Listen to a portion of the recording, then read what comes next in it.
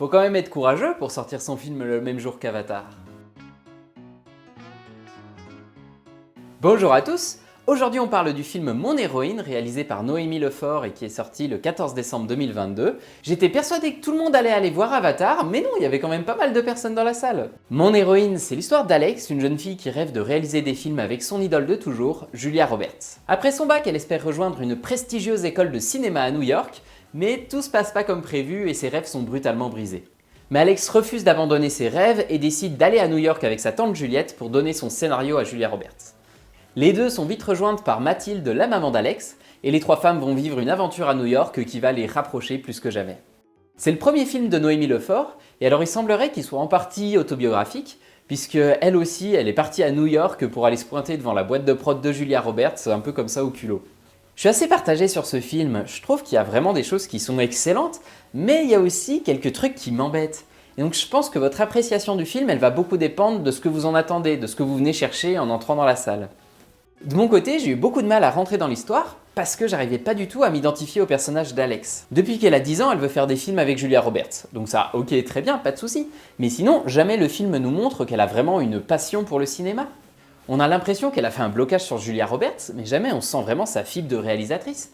Il y a vite fait 2 plans où on la voit une caméra qu'elle prend n'importe comment, elle prend des plans comme ça. Bon, je sais pas comment elle fait pour voir ce qu'elle fait.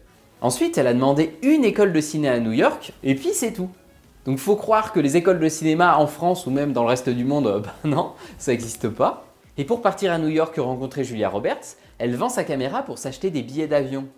Le message il est quand même particulier là. Si tu veux devenir réalisatrice, ça sert à rien de travailler. Va plutôt harceler tes idoles.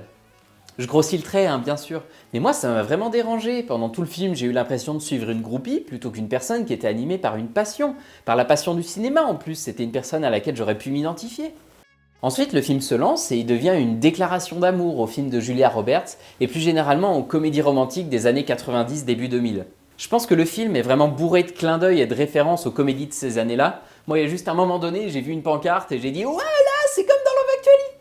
Mais voilà, ma grande connaissance des comédies romantiques des années 90 s'arrête un peu là, donc je suis sûr qu'il y a plein de références sur lesquelles je suis passé complètement à côté. Mais si vous êtes fan des films de Julia Roberts et compagnie, je suis sûr que vous allez prendre du plaisir à voir un petit peu toutes les références et tous les hommages qui sont glissés dans le film. Et le film est aussi un peu construit comme une comédie romantique de ces années-là. On a une fille qui va tout plaquer pour croire en ses rêves et elle va réussir grâce au pouvoir de l'amour. Et cet aspect c'est dommage parce qu'il amoindrit le message du film. On aurait davantage vu Alex comme une passionnée qui à force de travail et aussi grâce à sa pugnacité arrive à atteindre ses objectifs. Là c'est chouette, on avait un beau message, croyez en vos rêves, donnez-vous-en les moyens, ça va payer, ça vaut le coup. Mais là les bonnes comme les mauvaises choses, elles font un peu sortie de nulle part et elles sont assez déconnectées des agissements des personnages. Pourtant c'est un peu autobiographique comme histoire à la base, mais le film fait le choix, et je pense vraiment que c'est un choix, hein, c'est pas un défaut, de s'ancrer dans un monde un peu idéalisé où tout le monde il est gentil, à l'image des films de notre enfance. Et après réflexion, ce choix il est logique, hein, le film il sort le 14 décembre, en fait c'est un film de Noël. Tout le monde il est beau, tout le monde il est gentil, il suffit de croire en ses rêves pour que l'esprit de Noël les réalise. Et c'est vrai que si on regarde le film de cet angle-là, ça en fait une comédie familiale de Noël feel good super sympa. Parce que ce film a énormément de qualité, à commencer par son casting incroyable.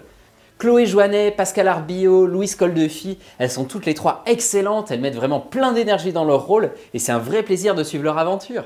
Mention spéciale quand même pour Louise Coldefi dans son rôle de Tata Folding, elle est incroyable. Et donc tous les passages où les trois actrices sont réunies sont vraiment super bien, à la fois drôles et touchants. Par exemple, Sex and the City Tour, c'est le meilleur passage du film. On rajoute à ça une bande originale qui est vraiment chouette, qui est pleine d'énergie, exactement comme les actrices.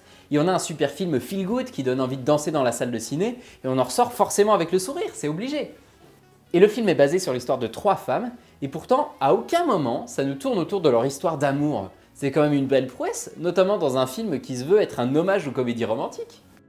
Le film essaie aussi de nous raconter les retrouvailles entre une mère et sa fille et la reconstruction du lien, et ces moments-là aussi, ils sont super réussis. Ils sont jamais lourdingues, ils arrivent à être très beaux et très justes. Mais je trouve ça vraiment dommage que tous ces bons points soient noyés dans ce conte de Noël un peu insipide d'Alex qui veut aller au bout de ses rêves et donner son scénario à Julia Roberts.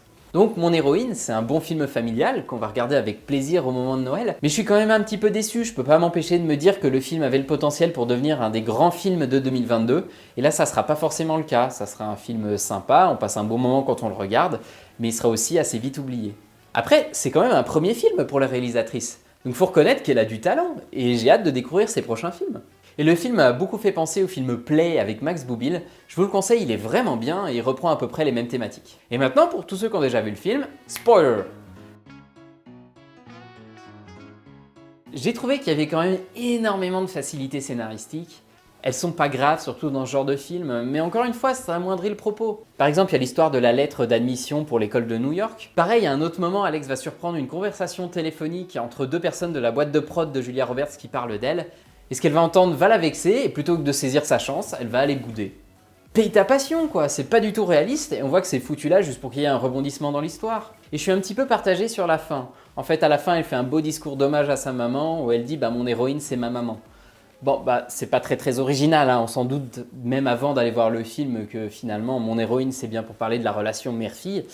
Mais là, du coup, ça arrive un petit peu comme un cheveu sur la soupe, et comme je le disais avant, bah, il aurait fallu davantage développer la relation mère-fille et un peu laisser de côté l'histoire de Julia Roberts. À côté, il y a aussi plein de passages qui m'ont fait rire, le Sex and the City Tour, le braquage du taxi avec le vibro, le caméo improbable de Chris Marquez, leur délire avec Hugh Grant. Mais la scène que je préfère, je pense que c'est la première, à l'école quand les gamins présentent le métier qu'ils rêvent de faire. Et c'est une scène qui a l'air très importante pour la réalisatrice, puisque c'est la scène qui introduit et conclut son film. Mais donc, je me pose la question, vu que le film est un peu autobiographique, est-ce que cette scène, elle a vraiment existé? Est-ce qu'une maman a vraiment déguisé sa fille de 10 ans en Pretty Woman? Et pour ceux qui n'ont pas vu Pretty Woman, eh ben Julia Roberts joue une prostituée dans le film. J'arrive pas à savoir si ça en fait une maman ultra toxique ou super cool. Et voilà, c'est tout ce que je voulais vous dire sur le film Mon héroïne. J'espère que la vidéo vous aura plu. N'hésitez pas, vous, à mettre votre avis en commentaire sur le film. Allez au cinéma et mangez des pizzas!